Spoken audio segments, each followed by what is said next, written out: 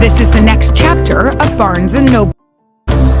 A symphony of rustling pages, story time, Great job, crew. and shelf discovery. CEO James Daunt, a British indie bookseller by trade, took the reins 7 years ago and is credited with saving the company from collapse after years of straight losses. If you could title Barnes & Noble as a book, what would that have been in 2019? I'm afraid we would be one of those books about self-esteem. The first Barnes & Noble opened in 1917 right here in New York City and rapidly grew into the nation's largest bookstore chain, becoming a superstore in the 90s and earning a bit of a reputation as a big box supervillain, famously inspiring the movie You've Got Mail. At the height of its success, Barnes & Noble was a $2.2 billion business, operating nearly 1,000 stores nationwide. But it struggled to stay competitive in an increasingly online world, and it was sold for just $683 million in 2019. Part of what you had to do was to get people to want to come back in to Barnes & Noble. Tell me how you've done that. In bookstores, you get a different way of engaging with books, and they're really rooted in their communities in a very visceral way. We've got really fantastic teams, tenured teams, people who vocationally believe in bookselling, and it's giving them the tools and the responsibilities to get on and make their stores better. When the pandemic forced stores to close, Daunt saw a rare opportunity. We literally said to each of the stores, take all the books off the shelves, reorganize your furniture, change where the bookshelves are, and then put it all back together again and see if you've got a better store. His first move, scrap the standard layout and let each store curate books based on the communities they serve. The core of your philosophy really is that each store should have its own personality. How is this store slightly different than a store maybe in Texas, where I'm from? But we're on the Upper West Side, so we're in New York City, so quintessential New York author, Dorothy Parker. Yes. Nice additions. Now, I don't think you would expect to see this in Texas. Barnes & Noble opened 61 new stores in 2024, 67 in 2025, and plan to open 60 more this year. Growth fueled in part by a new community of readers online. I have no self-control in a Barnes & Noble, guys. What do you think about Book Talk? I love Book Talk, obviously, because it's bringing kids into our stores. Kids always find books, they always find trends. But what Book Talk's done is made it quicker and faster and more fun. The next digital wave on the horizon, AI. You have said that if the rise of AI books becomes a thing, you would be willing to sell them within your stores. Yes, I have actually no problem selling any book as long as it doesn't masquerade or pretend to be something that it isn't. So as long as an AI written book says it's an AI written book, then we will stock them. Technology may change the way stories are told, but Daunt still believes that the true power of books is in the human connections they create. Do you still, as a lover of books and a reader, believe that people need books? I think we are in a fairly difficult political moment, social moment, and I think one of the vocational essences of being a bookseller is that you sit within your communities as a place of acceptance and tolerance and kindness. The book and the creativity of authors and the effective cultural sort of dynamism that goes alongside books will remain, and bookstores will be part of that. Hey, so we know that AI is not a good thing, right? We know that. And as readers and intellectuals, we know that AI is not intellectual and not intelligent. I can't remember what video exactly this was from Season of Frisian. I'll tag her down below in the description. But I can't remember what video. I think it was her though. But she had mentioned that her husband works in tech, and the way he put it is that AI is not intelligent, and without the I, it is artificial and therefore fake. And at this point, the current CEO for Barnes & Noble Also, I know this is not my usual video style, but I wanted to get straight to the point with this because I've made some videos on Barnes & Noble in the past. This will be my last one until we hear or have some sort of decision about this. I hope that they don't actually do this, because like I said, like, AI is not intelligent and it's not a good thing. So like, so you would think that the CEO of Barnes & Noble, you think, being a book lover, no matter what genre you read, there is some level of intellectualism, because you do have to understand books on a certain deep enough level to be able to connect with it, even if you don't look like the main characters, even if you don't act like them, even if you don't live in the same type of world, like especially if you look at like fantasy or sci-fi, like even if you don't live in the same type of world as the characters in the story or stories you're reading, there has to be some level of, gosh, what's the word?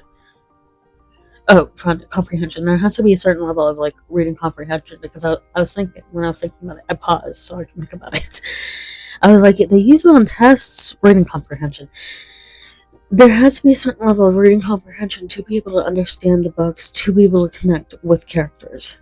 Even if you don't like the book, even if you don't like the characters, you can still connect with them on a very human level, because more often than not, like even looking at fantasy or sci-fi, no matter what you're reading, there is a level of humanness to the characters and the stories that we are reading about, because they are written by humans, because they are inherently human. And at this point, we also know that AI, 99.999, so on and so forth, like a whole bunch of other nines, like 99.99999 blah blah blah blah blah percent of the time, what AI uses to generate content, whether it's text or images, what AI uses to, especially generative AI, what AI uses is stolen. They don't ask for permission. They don't prompt the user to say, they don't say, I got this from XYZ sources, so they're not citing the sources that they use, and they're not asking for permission to use that, and they're not prompting the user to ask for permission to use that, to use whatever in that material that AI is creating or adding to. And I've mentioned this in other videos, but I think there is a certain level where AI can be useful, but we do need to find that balance. Like if you look at like Grammarly, which I think has started incorporating some AI, like if you look at Grammarly, you're not using Grammarly. Does James have that watch? Like Grammarly, you're not using it to create new content, to generate new content. You're usually just using it to make sure your grammar is correct and to make sure spelling. You're basically using it as a form of spell check. So it's like, I do think that kind of AI can be useful if properly trained and we're not using it to create new content. But what the CEO, I did put a majority of that interview in at the beginning of my video, because I wanted the full context, and I didn't want people watching this to be like, oh, you took it out of context. No, I'm not taking it out of context. Yes, he did basically say that the focus should be on books written by real people, and that's the humanness that draws people to books. But that doesn't negate what he had said about being willing to sell AI books, saying that books are innately human, both from the reader's perspective and the author's perspective. Saying that doesn't negate the fact that you're willing to use AI to sell AI.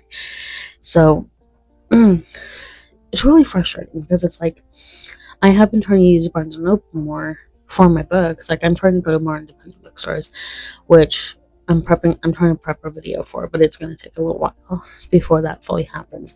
And I'm trying to use my library more. And the largest reason why I'm using Barnes & Noble more is because this is where it gets a little bit tricky and where it's a double-edged sword.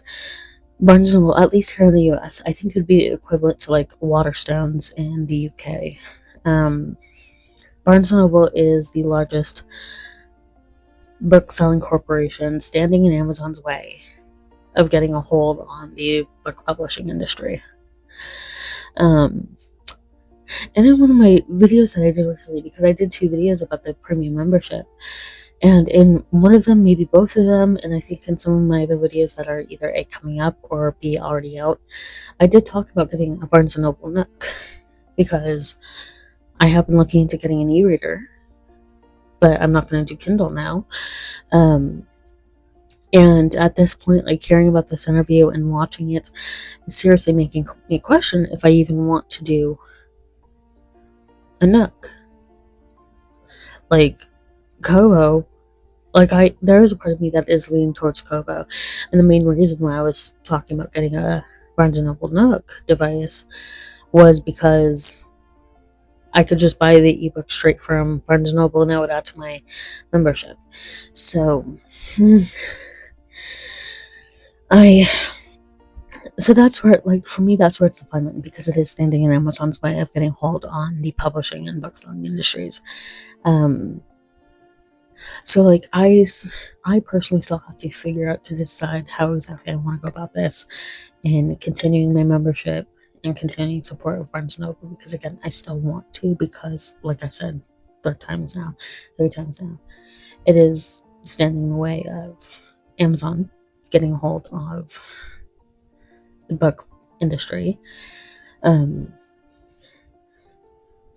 And right now, there's no definitive confirmation that they're actually going to start selling AI books. And he was saying that, like, it would have to state that it's AI. It's like, that does not help. Having it state on the cover that it's AI generated does not help. There should not be any AI generated content sold in bookstores at all. So it's like, this, like I said, this is where it becomes a fine line, because it's like, you want to stop, or at least for me, I'm saying, like, the royal you, like, for me personally, it's like, there's the want to keep Amazon from getting a full hold on the publishing industry and this selling industry, the book selling industry. There's that, but it's also the want to not do AI content. And, like, the thing is that it is, like, kind of comparable, where it's like, at least to my understanding, I did a little bit of research, and I don't have anything linked down below in regards to this, but to my understanding, there is no real barrier on Amazon for people selling AI generated content, AI generated art, images, books. There is no barrier to prevent people from selling AI and from not disclosing that it's AI. So it's like, I guess it's a better thing, a quote unquote good thing. It's like the better of the 2 evils, that the CEO of Barnes & Noble was saying that it would have to be displayed, excuse me, it would have to be said on the cover, this is AI. So it's like, that's like the better of 2 evils. But it's like, like I said, it should not be sold out of Barnes & Noble. It should not be sold in a bookstore at all. You should not be open to the idea of AI writing being sold, because that is stealing content at the end of the day. Long and short of it is that if it's AI generated, it is 99.99% of the time, it is stolen content. If not fully stolen, it's partially stolen. So it's like, that's where it's like, just because you're the better of 2 evils, just because you're the better of 2 bad choices, does not make you a good choice. It does not make you a good alternative. You're just the better of 2 bad options. So it's like, For me, moving forward, I think I started to say this. For me, moving forward, I would really have to consider how exactly I want to support Barnes and Noble. Because, like I said in my other two videos talking about the premium membership, for me, the premium membership really does make up. But it's like that would be $40 more for the premium membership, $40 more that's going towards Barnes and Noble's pockets, and another 40 plus each year. Well, so it would be like another 40 plus in merchandise, so books, coffee, treats at the cafe, since my local Barnes and Noble has a cafe, coffee and treats at the cafe, merchandise, books. So membership and all that combined, it's like $80 in total from me going towards Barnes and Noble each year. So it's like, for me, the premium membership does work out, and it does kind of pay itself off, quote unquote. So it's like, it would really be a situation of like, do I still want the premium membership? I would have to do more research into the basic reward system, because I don't know if those rewards expire. If you've made it this far in the video and know the answers to anything I'm about to say, please comment down below. But I am still going to do my own research into it. But like, I don't know how the stamps work. Like, I know how the stamps work because it's the same way the stamps work for the premium membership. But it's like, do they expire? Do you have to use them by a certain time? Is there, like, I don't think there's a certain amount you can save up or have to save up. But it's like, like I said, do they expire? Do you have to use them by a certain time? Which I don't think so. But it's like, because with the premium membership, you don't have to use it by a certain time. It would only like expire for the premium membership. It would only expire the rewards you've built up. It would only expire if your membership is not on auto renew. So that's a little bit besides the point right now. But yeah, it's just, I would have to do a little bit more research to see if the premium membership is something I could cut out of while still utilizing the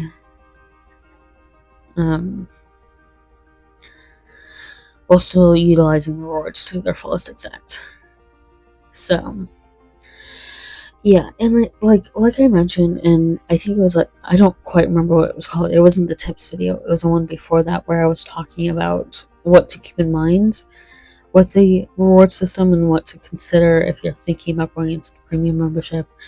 But it's like, I was saying in that video where it's like, it's not a huge frustration, but it is a minor frustration where it's like, it's not that much of a step up from the basic reward system. So it's like, if you're not in the premium membership, or you're not getting premium membership, you're not missing out on a whole lot. And yeah, I think the tote is like maybe like $20. I think it's like it's between $15 and $19. It's between 15. It's like $15.99 or $19.99. So it's like, it's in that $15 to $20 range. So it's like, that is something that could be useful, and you wouldn't necessarily have to pick a tote every time your membership renews. You could just buy one and then use that consistently, and you'd be good. And like with the premium membership, with getting the tote, depending on when it renews, like, you might lose out on the color you liked. Like, I had the green one, and my friend really likes green too, but she missed out on that one because hers didn't renew soon enough, and the green ones were pretty much already sold out or gone. So it's like, there's that to consider, where it's like, there's so much to consider, and a lot of that is besides the point. So like I was saying, I personally really have to consider where I stand in terms of this, because it's like I've said a few times now, I still want to support Barnes & Noble because it is the only thing standing in Amazon's way, at least here in the US. It is the only thing standing in Amazon's way. However, considering that the CEO is open to selling AI books, I hope there's enough pushback, because if any of the staff care about books and selling books and care about their customer bases, there would be enough pushback that the CEO and the board members who decide this, or whoever the deciding figures are.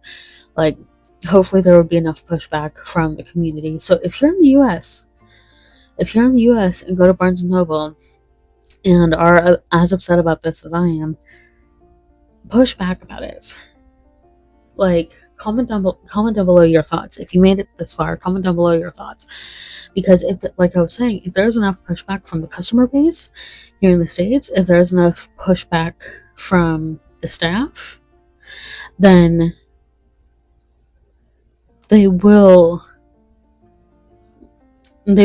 don't know if renegade's the right word, but they will realize that decision is not what customers want. So hopefully with enough pushback, they will not go through on that decision, and I hope to God that they won't. And I'm seriously considering canceling my premium membership, because if they go through with the decision. So I'm kind of playing the waiting game to see what exactly happens. But yeah, like, Barnes & Noble, let's not do AI, please. Let's not sell AI books in the bookstores, or AI generated art. It's not art. AI generated content. AI generated crap. I think it was like, I saw that as an acronym. I can't remember it, but it was an acronym relating to AI art. But it's like, it's crap is what it is. So it's like, yeah, let's not do AI, Barnes & Noble. So that's it for this video. If there's been any updates, comment down below. If you made it this far in the video, comment down below with your thoughts. If there's been any updates since I've posted this, and when you're in comparison to when you're watching this, let me know your thoughts. Let me know what you're gonna do. And that is the end of this video. Thank you all for watching, and I will see you all in my next video.